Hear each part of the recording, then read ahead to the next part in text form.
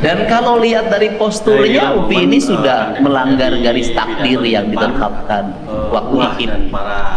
Ikip itu dulu kan diciptakan untuk jadi guru, tapi ada yang melanggar garis takdirnya, ada yang jadi menteri perdagangan, ada yang jadi menteri koperasi dan UMKM, sekarang ada wakil ketua DPR. Ini melanggar itu. Biasanya orang-orang yang melanggar itu dulu mahasiswanya nakal, lebih banyak demonstrasinya dibanding kuliahnya, bahkan bisa jadi meraih gerangan akademiknya mengalami problem panjang lama sekali meraih. Nah, tapi keberhasilannya dia lebih dulu. Kadang jadi orang nakal jauh lebih sukses daripada orang yang terlalu patuh. Pak Nukman juga dulu termasuk orang nakal sehingga jadi wakil gubernur. Nah, kalau saya lebih dari nakal, bandel. Nah, apa sih sebenarnya yang menjadi problematika kita? Saya di mana-mana ngomong sama lah. Kalau saya masuk ke tempat, saya tidak pernah tahu judulnya apa. Pokoknya ngomong, namun salah halus sok viral. Jadi omong kenen kan melahirkan dua kubu, yang suka dan yang tidak suka. Kedua-duanya saya memberikan pekerjaan pada mereka. Karena hari ini orang pinter itu kurang pekerjaan, orang-orang bodoh banyak pekerjaan. Orang-orang dianggap bodoh, pekerjaannya banyak, dianggap bodoh padahal mereka pintar. Apa itu? Nyapu tiap hari, macul tiap hari, mulung sampah tiap hari, manjat pohon kelapa tiap hari, bersihin sawah tiap hari, ke sungai tiap hari, ke laut tiap hari. Orang-orang yang dianggap bodoh itu produktif. Bahkan orang-orang yang dianggap bodoh itulah kita bisa duduk makan di meja makan dengan nasi yang tersedia. Yang ngakelnya siapa? Mak Ici. Dianggap bodoh, dianggap bodoh. Tidak pernah dikasih gelar akademik sebagai doktor ahli timel, tidak pernah.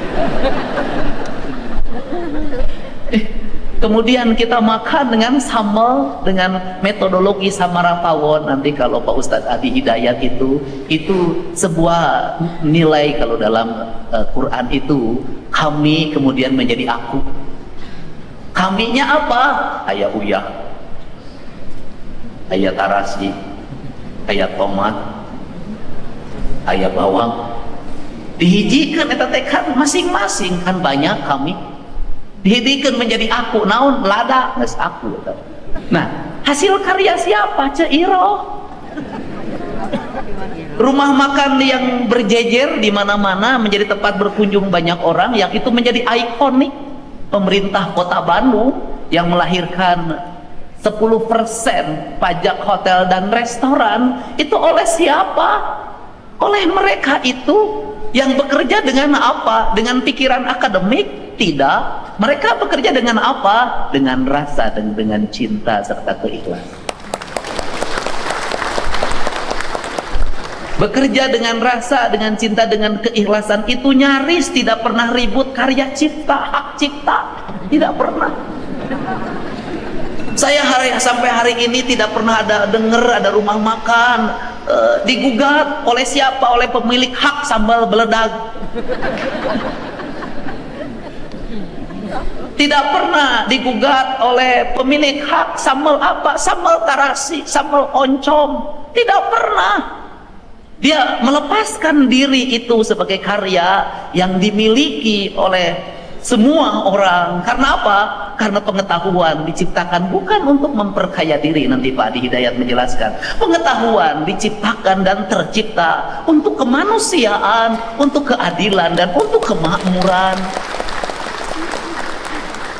Ketika pengetahuan dikapitalisasi menjadi hak cipta, maka lahirlah kapitalisme.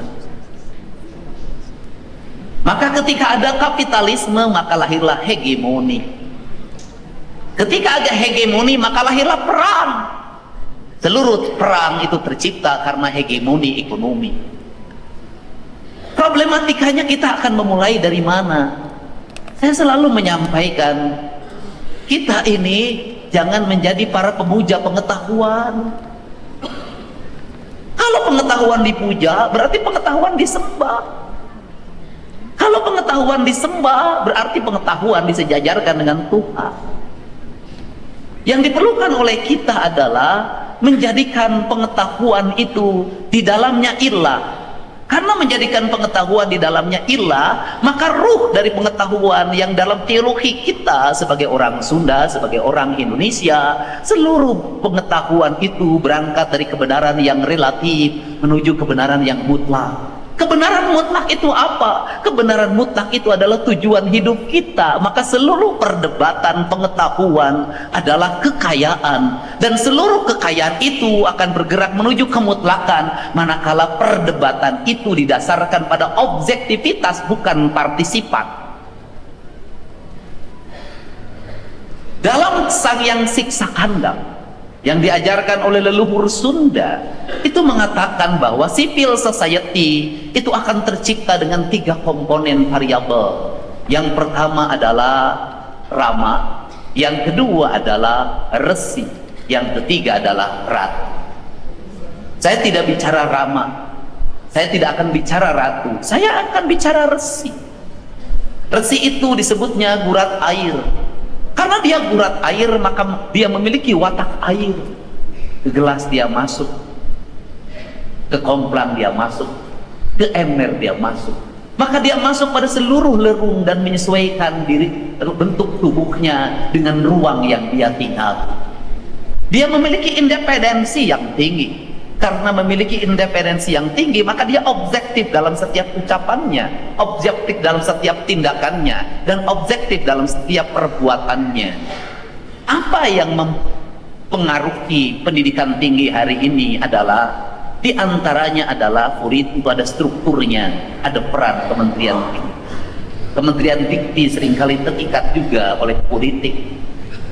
Sehingga diperlukan apa? Kita tidak bisa menghindar pada struktur ini, bahwa ini politik.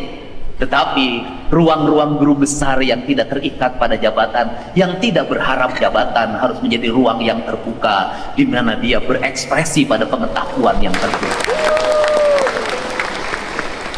Karena seluruh ruang itulah, maka saya tidak mau pengetahuan menjadi pujaan. Kenapa? Di birokrasi saya mengalami kegagapan pikiran. Kenapa? Setiap orang ingin memiliki gelar. Saya setuju dengan gelar itu, dan saya pun S3 hari ini. Tetapi tidak boleh kita gelar menjadi tujuan.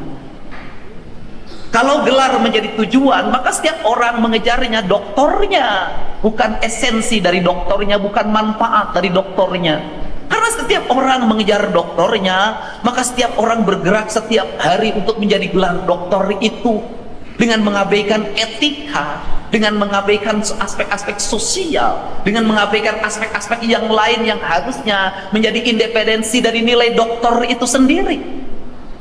Apa yang terjadi di pemerintahan?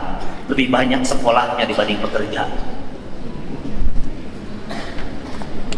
Karena lebih banyak sekolahnya dibanding pekerjanya, nyaris bekerjanya tidak sepadan dengan nilai sekolahnya.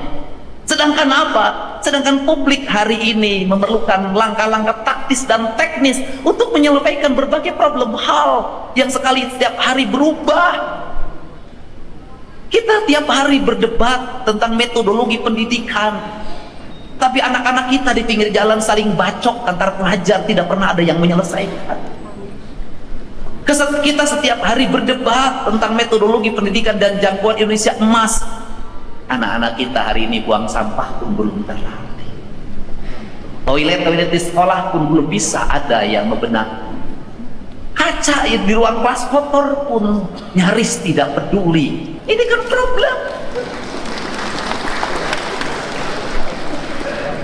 Seluruh problem ini harus diselesaikan dengan apa? Rupanya kita hari ini harus segera mengevaluasi gelar terstruktur, harus berimbang dengan perilaku kultur.